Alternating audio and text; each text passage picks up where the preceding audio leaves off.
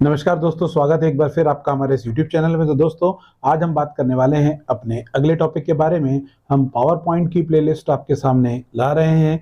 ऐसे ही अपना प्यार देने के लिए आप लोगों का बहुत बहुत धन्यवाद। मैं जितने भी कंपटीशन एग्जाम्स हैं उसमें आने वाले MS ऑफिस पोर्शन को कवर करा रहा हूं। तो आज इस टॉपिक के बारे में बात करेंगे, वो होम रिबन का अगले ग्रुप के बारे में बात करते हैं।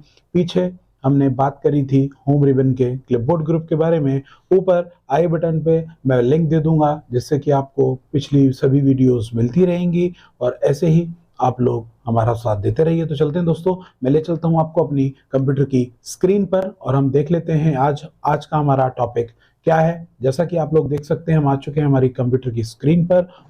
तो आज बात करने वाले हैं हम लोग ड्राइंग विकल्प के बारे में। ड्राइंग ग्रुप की बात करेंगे। ड्राइंग ग्रुप में arrange options, quick style, shape fill, shape outline और शेप इफेक्ट के बारे में। एडिटिंग ग्रुप की भी साथ में बात कर लेंगे। तो आज हम लोग दो ग्रुप सीखने वाले हैं हमारे पास, ड्राइंग ग्रुप और एडिटिंग में फाइंड, रिप्लेस और सेलेक्ट यानी के बारे में बात करेंगे। तो यहाँ पर आप देख सकते हैं विभिन्न प्रकार के ऑब्जेक्ट हैं। किसी भी प्रकार के ऑब्जेक्ट को यहाँ से आप क्लिक कीजिए और अपनी पावर पॉइंट की स्लाइड में इस तरीके से ड्रैग कर सकते हैं। और जैसे आप ड्रैग करेंगे तो ऊपर आपको फॉर्मेट का एक नया रिबन मिलेगा, जिसमें आप अपने ऑब्जेक्ट का कलर चेंज भी कर पाएंगे। इस प्रकार से आप देख सकते हैं किसी भी प्रकार का ऑब्जेक्ट है, वो ऑब्जेक्ट को आप इंसर्ट कर सकते हैं। आप देख लिए यहाँ पर 3 ऑब्जेक्ट मैंने यहाँ पर ले लिए हैं। तो ऑब्जेक्ट का कलर चेंज करना है, शेप को बड़ा छोटा करना है, इस प्रकार से आप शेप को बड़ा छोटा भी कर सकते हैं, जैसा कि आप लोग स्क्रीन पर देख पा रहे हैं। ये देखिए, मैंने इस शेप को बड़ा कर दिया। एक शेप ये रहा। तो हमारे पास यहाँ पर 3 शेप हैं। इसके बाद हमारे पास ऑप्शन है दोस्तों अरेंज का। अरेंज में हमारे पास bring to front, send to back, bring forward, send backward के विकल्प हैं। ये विकल्प क्या काम करेंगे? अगर कोई निश्चित ऑब्जेक्ट है, अगर मैं चाहता हूं ये ऑब्जेक्ट एक सिंगल ऑब्जेक्ट के पीछे चला जाए, तो मैं चुनाव करूंगा सेंड बैकवर्ड का। जैसे ही मैंने सेंड बैकवर्ड का चुनाव किया तो ये सिंगल ऑब्जेक्ट एक सिंगल ऑब्जेक्ट के पीछे चला गया। देख सकते हैं ये ओवल शेप के पीछे पड़ा होगा। ये देखिए, कंट्रोल Z के बाद मैं पुनः स्थिति में ले आता हूं। अरेंज में अगर मैं विकल्प का चुनाव करूंगा सेंड टू बैक का, तो मेरा जो सिलेक्टेड ऑब्जेक्ट है, ये जितने भी पीछे मौजूद ऑब्जेक्ट हैं इनके पीछे चला जाएगा। तो यानी ये जो एरो मार्क है ये चला गया इस समय सबसे पीछे ऑब्जेक्ट के। देख लेते हैं, हम ओवल शेप को हटा दिया, ये वाली शेप हमने हटा दी, तो आपको आपका एरो दिख रहा है सबसे पीछे। तो इसी प्रकार से हमारा जो ब्रिंग टू फ्रंट है, ये सबसे पीछे वाले ऑब्जेक्ट को सबसे आगे लाने के काम करेगा। ब्रिंग टू फ्रंट की मदद से कोई भी निश्चित ऑब्जेक्ट आगे मौजूद सभी ऑब्जेक्ट के आगे आ जाएगा, जैसा कि आप देख सकते हैं। मैं फिर कंट्रोल Z का प्रयोग कर रहा हूं। अगर आप ब्रिंग फॉरवर्ड की बात करेंगे तो आपका कोई भी निश्चित ऑब्जेक्ट एक सिंगल ऑब्जेक्ट के आगे आ जाएगा। जैसे ही मैं ब्रिंग फॉरवर्ड का चुनाव करूंगा तो मेरा ये ऑब्जेक्ट एक ओवल शेप वाले ऑब्जेक्ट के आगे मुझे प्रदर्शित होगा, कुछ इस प्रकार से। तो आप देख सकते हैं कि अगर आप चुनाव करते हैं ब्रिंग टू फ्रंट का तो एक निश्चित ऑब्जेक्ट सभी ऑब्जेक्ट के आगे आ जाएंगे। अगर आप चुनाव करते हैं सेंड टू बैक का तो कोई निश्चित ऑब्जेक्ट सभी ऑब्जेक्ट के पीछे चले जाएंगे। अगर आप चुनाव करते हैं ब्रिंग फॉरवर्ड का तो ब्रिंग फॉरवर्ड में किसी एक ऑब्जेक्ट के आगे आएगा। सेंड बैकवर्ड का चुनाव करेंगे तो किसी एक निश्चित ऑब्जेक्ट के पीछे चला जाएगा। इसके पश्चात है हमारे सामने ग्रुप ऑप्शन। तो ग्रुप क्या काम करेगा दोस्तों? ग्रुप आप 2 या 2 से अधिक ऑब्जेक्ट को सिलेक्ट कर सकते हैं कंट्रोल बटन का प्रयोग करके। आप सबसे पहले बड़ा वाला शेप सिलेक्ट कर लिया, कंट्रोल बटन दबाए रखा, ओवल शेप को सिलेक्ट कर लिया, फिर कंट्रोल बटन दबाए रखा, एरो विकल्प को सिलेक्ट कर लिया। अभी हमारे पास ये तीनों जो ऑब्जेक्ट हैं सिलेक्ट हैं। अभी मैं यहाँ पर अरेंज में जाकर ग्रुप कर देता हूं। तो ग्रुप करते ही तीनों जो ऑब्जेक्ट अब तक अलग अलग थे, ये एक सिंगल ऑब्जेक्ट में कन्वर्ट हो गए हैं। और अब मैं इसको जब ड्रैग करूंगा तो इनका साइज एक साथ बड़ा छोटा होगा और मूव करूंगा तो एक साथ मूव करेगा। यानी 2 या 2 से अधिक ऑब्जेक्ट को एक सिंगल ऑब्जेक्ट बनाने के लिए आप लोगों को ग्रुप का इस्तेमाल करना पड़ता है। और इसमें उपस्थित अनग्रुप विकल्प की मदद से ये ऑब्जेक्ट फिर अलग अलग हो जाएंगे। आप इनको अलग अलग उठा के कहीं भी मूव करा सकते हैं। फिर यह ऑप्शन रीग्रुप में कन्वर्ट हो जाएगा। यानी जो विकल्प पीछे आपने जिन ऑब्जेक्ट को ग्रुप किया था, वो उनकी अगर स्थिति बदल भी गई है तो वह उसी स्थिति में दोबारा से ग्रुप हो जाएंगे। जैसे देख सकते हैं ये अलग अलग कर दिए थे, ये पूरे ग्रुप हो चुके हैं। अब एक साथ ड्रैग करूंगा, मूव करूंगा तो एक साथ ये मूव होंगे हमारे सामने। अलाइनमेंट है, अलाइनमेंट लेफ्ट अलाइनमेंट बाईं तरफ, अलाइनमेंट राइट है यानी दाईं तरफ, ये सिधाई की बात हो रही है ऑब्जेक्ट के। अलाइनमेंट राइट साइड है, राइट साइड पे आ गया। अलाइनमेंट टॉप है तो टॉप पर ऊपर चला जाएगा। अलाइनमेंट बॉटम होगा तो नीचे आ जाएगा। मिड होगा तो बीच में, और उसके बाद हमारे पास ऑप्शन है बॉटम तो नीचे, और आपका अगर आप करेंगे अलाइनमेंट डिस्ट्रीब्यूट हॉरिजेंटली तो आप देखेंगे हॉरिजेंटली के रूप से बीचों बीच आ गया। अगर मैं आप करूंगा अलाइन वर्टिकली तो आप देखेंगे टॉप के आधार पर ये बीचों बीच प्रदर्शित होगा। तो ये क्षैतिज पंक्ति के रूप में अलाइनमेंट हो गया हॉरिजेंटली से, और वर्टिकल अलाइनमेंट की मदद से ये ऊर्ध्वाधर पंक्ति के रूप में अलाइन हो गया। उसके बाद ग्रिड लाइंस है कि आपके जितने भी बैलेंस शीट है, जो आपकी ये स्लाइड है, उसमें लेखन कार्य कहाँ कहाँ पर कर सकते हैं, इसको ग्रिड लाइंस के माध्यम से प्रदर्शित करते हैं। जो ऊर्ध्वाधर और क्षैतिज रूप में आपको रेखाएं दिख रही हैं, इनको हम लोग ग्रिड लाइंस के नाम से जानते हैं। रोटेट वाला ऑप्शन है, ग्रिड लाइंस को मैं ऑफ कर देता हूं। रोटेट वाला ऑप्शन है, ये आपके ऑब्जेक्ट को रोटेट करता है। Rotate 90 degree, left rotate 90 degree, flip vertical और फ्लिप हॉरिजेंटल, ये आप इस तरीके से इतने प्रकार से रोटेट कर सकते हैं। सिलेक्शन पेन की बात कर लेते हैं। मैं पहले इन ऑब्जेक्ट को अनग्रुप कर देता हूं, अपने ऑब्जेक्ट्स को फिर आपको दिखाता हूं। मैंने ऑब्जेक्ट्स को यहाँ पर अनग्रुप कर दिया। अनग्रुप करने के बाद मैं आपको यहाँ पर दिखा रहा हूँ, एक ऑब्जेक्ट को मैंने बड़ा कर लिया, इस ऑब्जेक्ट को भी मैंने बड़ा कर लिया, और एक के ऊपर मैं एक ऑब्जेक्ट यहाँ पर ले आता हूँ, जैसा कि आप लोग देख पा रहे हैं।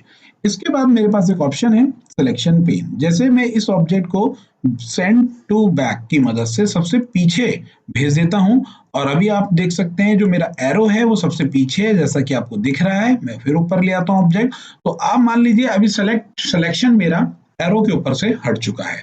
अब आप चाहते हैं कि जो आप एरो है उसको सेलेक्ट करना, तो बिना उसको देखे आप कैसे सेलेक्ट कर पाएंगे, ये काम करेगा अरेंज के अंदर जो आपका सिलेक्शन पेन है, इसकी मदद से। जैसे ही सिलेक्शन पेन पर आप क्लिक करेंगे तो आपकी स्लाइड पे मौजूद सभी ऑब्जेक्ट आपको प्रदर्शित हो रहे हैं। एक सिंगल क्लिक में, जैसे डाउन एरो दिख रहा है आपको, ये दिख रहा है आपको, एक सिंगल क्लिक में वो ऑब्जेक्ट सेलेक्ट हो जाएगा, और फिर ब्रिंग टू फ्रंट की मदद से वो सबसे आगे आ जाएगा। तो सिलेक्शन पेन आपकी स्लाइड में मौजूद सभी ऑब्जेक्ट या सभी प्लेस होल्डर्स को प्रदर्शित करता है। सिलेक्शन पेन की मदद से छुपे हुए ऑब्जेक्ट को सेलेक्ट कर सकते हैं। आगे चलते हैं दोस्तों।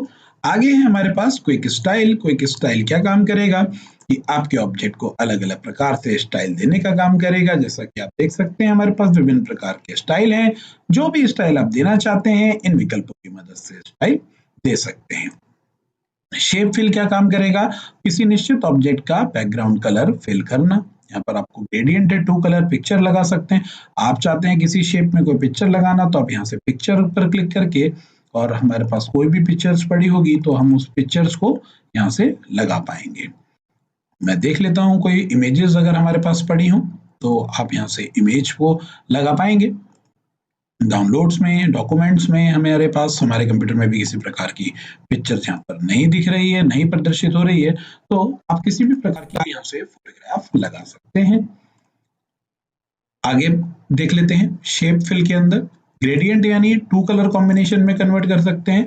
आप यहाँ पर ग्रेडियंट में प्रेजेंट कलर यहाँ से चुनाव कर लीजिए, सिंगल कलर, ड्यूल कलर का चुनाव यहाँ से कर लीजिए, ग्रीन कलर। तो आप देखेंगे जैसे ही मैं इस पे क्लोज करूंगा तो आप देखेंगे आपके जो ओवल शेप था वो 2 कलर्स में कन्वर्ट हो चुका है, यानी आप 2 रंगों में विभक्त कर सकते हैं। ग्रेडियंट विकल्प की मदद से आप अपने ऑब्जेक्ट पे 2 या 2 से अधिक कलर लगा सकते हैं। शेप फिल के अंदर टेक्सचर ऑप्शन है।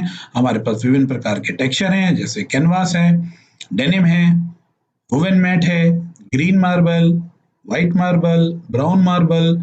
तो आप किसी भी प्रकार का आप यहाँ से टेक्सचर का प्रयोग कर सकते हैं अपने किसी भी ऑब्जेक्ट पर।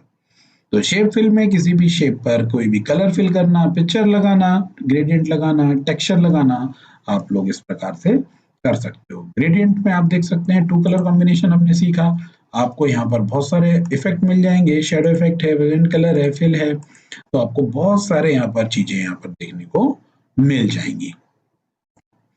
इसके बाद हम लोग देख लेते हैं आउटलाइन। आप चाहते हैं कि ये जो शेप है इसका आउटलाइन लगाना, तो आप कोई भी कलर चुन लीजिए आउटलाइन लगाने के लिए, और उसकी यहाँ से विड्थ है, उसकी चौड़ाई भी बढ़ा सकते हैं। तो आप यहाँ देख पाएंगे कि किसी भी ऑब्जेक्ट के चारों तरफ आप इस तरीके से ऑब्जेक्ट का आउटलाइन फिल कर सकते हैं। देखिए यहाँ से कलर फिल हो गया और यहाँ से उसकी मोटाई भी बढ़ा सकते हैं। कलर का चुनाव ले लिया मैंने। शेप इफेक्ट में विभिन्न प्रकार के इफेक्ट हैं, जैसे शेडो इफेक्ट परछाई का, रिफ्लेक्शन शीशे का रिफ्लेक्शन, ग्लो जैसे ग्लो करता है आपका, किसी भी कलर से ग्लो करा सकते हैं। सॉफ्ट एजेस से जो एजेस हैं कोने हैं वो सॉफ्ट हो जाएंगे। बीवल में आप 3D शेप में उसे कन्वर्ट कर पाएंगे। 3D रोटेशन में आप किसी प्रकार का 3D शेप देना चाहते हैं तो उसको शेप दे सकते हैं कुछ इस प्रकार से। तो रिप्रेजेंटेशन देने में बहुत ही महत्वपूर्ण कार्य करता है। आपको 3D इफेक्ट प्रदान करता है, जैसे कि एरो का देख लीजिए, मैं 3D रोटेशन का इसमें चुनाव कर देता हूं तो आप देखेंगे कि आपका जो सिंबल है वो जो एरो है वो 3D रोटेशन में यहाँ पर कन्वर्ट हो चुका है। मैं बड़ा करके दिखा देता हूँ आप लोगों को। ये देखिए तो 3D शेप आपको यहाँ पर नजर आ रही होगी। और भी विभिन्न प्रकार के ऑप्शन है हमारे पास। यहाँ पर ये देखिए कुछ इस तरीके से आप एरो को इस्तेमाल कर सकते हैं। बीवल है, बीवल का चुनाव कर लेते हैं। और भी बहुत सारे यहाँ पर इफेक्ट हैं, शेडो है, रिफ्लेक्शन है, ग्लो है। ग्लो का चुनाव कर लेते हैं, कुछ इस प्रकार से ग्लो हो जाएगा आपका एरो। तो यहाँ से शेप का इफेक्ट दे सकते हैं। तो कंट्रोल M दबाकर मैं अगले ग्रुप की बात कर लेता हूं दोस्तों आप लोगों से, जो है एडिटिंग ग्रुप। एडिटिंग ग्रुप में आप फाइंड रिप्लेस गो टू का चुनाव करेंगे, जैसे कि मैं यहाँ पर रैंड कमांड का प्रयोग कर देता हूं और इसमें मैं यहाँ पर देख सकता हूँ कई जगह पर आपको डॉग शब्द लिखने को मिल रहा है।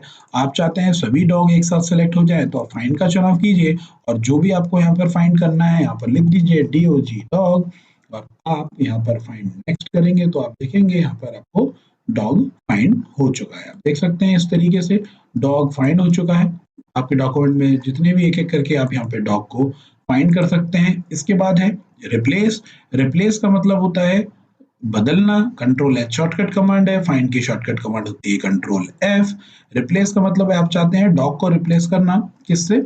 आप डॉग को रिप्लेस कर दीजिए बिच से। तो मैंने यहाँ पर बिच की स्पेलिंग लिख ली। अगर आप रिप्लेस ऑल का चुनाव करेंगे तो भैया आप सभी डॉग की जगह ये रिप्लेस कर पाएंगे बिच को। अगर आप सिर्फ रिप्लेस का चुनाव करते हैं तो सिर्फ सिंगल डॉग की जगह ही बिच आएगा। मैं रिप्लेस ऑल का चुनाव करता हूँ, ये उसने मुझे बता दिया कि 15 रिप्लेसमेंट हैं आपके डॉग के। ओके करते ही आप देखेंगे जितनी जगह पर आपका डॉग था उतनी जगह पर यहाँ पर बिच हो चुका है। तो फाइंड का मतलब होता है ढूंढना, रिप्लेस का मतलब होता है बदलना। इसके बाद आप देखेंगे रिप्लेस फॉन्ट की बात है कि अगर आप कोई भी फॉन्ट सेलेक्ट कर लीजिए और अगर आपको यहाँ पर फॉन्ट रिप्लेस करना है तो क्लिक करेंगे। जो नॉर्मल फॉन्ट है वो ये है और यहाँ पर आपको दूसरा मैं फॉन्ट ले लेता हूँ अल्जीरियन और रिप्लेस कर दूंगा तो आप देखेंगे जो आपका फॉन्ट था वो अल्जीरियन फॉन्ट में यहाँ से रिप्लेस हो जाएगा। एरियल नहीं, अभी कैलिब्री है हमारा, तो कैलिब्री के स्थान पर कैलिब्री का चुनाव कर लिया और रिप्लेस करूंगा तो आप देखेंगे कि जितने भी एरियल फॉन्ट था हमारा, कैलिब्री फॉन्ट था, वो अल्जीरियन फॉन्ट में रिप्लेस हो गया। तो इस प्रकार से आप फॉन्ट भी रिप्लेस कर सकते हैं। सेलेक्ट की बात करते हैं। सेलेक्ट ऑल की मदद करके से आप संपूर्ण लेखन कार्य को सेलेक्ट कर पाएंगे, जिसकी शॉर्टकट कमांड है कंट्रोल A। और सेलेक्ट के बाद आप सेलेक्ट ऑब्जेक्ट का चुनाव कर पाएंगे, जैसे कोई भी ऑब्जेक्ट का आपको सिलेक्शन लेना है तो ऑब्जेक्ट को सिलेक्ट कर पाएंगे। और सिलेक्शन पेन में आपको सभी शेप व आपको प्लेस होल्डर प्रदर्शित होंगे, जिस पर क्लिक करके आप किसी भी ऑब्जेक्ट या फिर किसी भी प्लेस होल्डर को सिलेक्ट कर सकते हैं। सिलेक्शन 3 प्रकार के हैं। सिलेक्ट ऑल से सब कुछ सिलेक्ट हो जाएगा। सिलेक्ट ऑब्जेक्ट से ऑब्जेक्ट सिलेक्ट होंगे, आप एक करके ऑब्जेक्ट्स को सिलेक्ट कर सकते हैं। और सिलेक्ट ऑल से कंप्लीट लेखन कार्य सिलेक्ट हो जाएगा, यहाँ पर आपका कर्सर होगा। सिलेक्ट ऑल से लेखन कार्य सिलेक्ट और सिलेक्शन पेन से आपके मौजूदा जो भी स्लाइड करंट में ओपन होगी उसमें जो कंटेंट होगा, जो प्लेस होल्डर होगा, उसको सिलेक्ट कर सकते हैं इजीली आप एक सिंगल क्लिक में। तो आज हमने बात करी ड्राइंग ग्रुप की और एडिटिंग ग्रुप की। उम्मीद है मेरे द्वारा बताई गई बात आपको समझ में आ रही होगी। ये एक बहुत बेहतरीन प्रैक्टिकल सेशन है जो आप लोगों की आगामी परीक्षाओं में बहुत ज्यादा मदद करने वाला है। किसी भी प्रकार के प्रश्न हेतु आप कमेंट बॉक्स में कमेंट कर सकते हैं। आप लोगों के प्रश्न हमें मोटिवेशन देते हैं, हमें और इम्प्रूव करने के लिए प्रेरित करते हैं। तो दोस्तों ऐसे ही जुड़े रहिए हमारे साथ। मिलते हैं अगली वीडियो में, तब तक के लिए धन्यवाद।